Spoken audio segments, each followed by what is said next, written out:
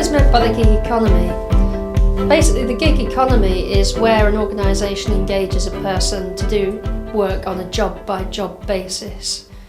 Why is the gig economy relevant to employment rights? It's because the world is changing. Employers like the individuals that do work for them to be very flexible, and the individuals that want to do work also like flexibility so that they can do work in the hours that suits them when it suits them.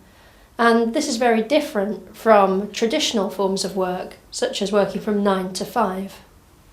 How have the judges regarded the type of complicated contracts that have been put in place by organisations wanting to recruit workers in the gig economy?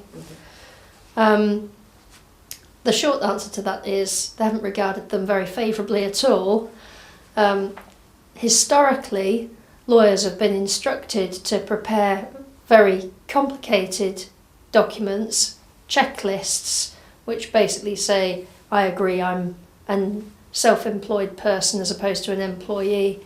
I agree to pay my own tax rather than you deducting my tax at source as an employee.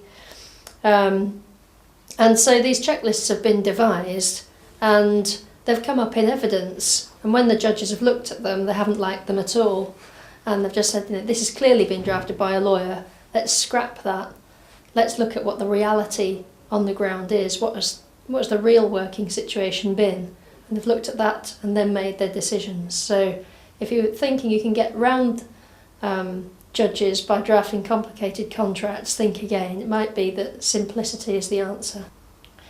What about Brexit, and how will that affect employment rights? The understanding with Brexit is that basically all the European directives that currently apply to our laws will disapply from the point that we Brexit. We have not Brexited yet. After we Brexit, we will be left with our Acts of Parliament and our regulations.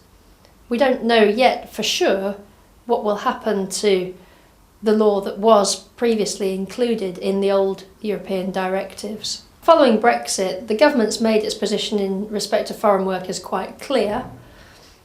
Foreign workers are much more likely to come under close government control. The current levels of immigration, migration in terms of working in this country are set to reduce considerably.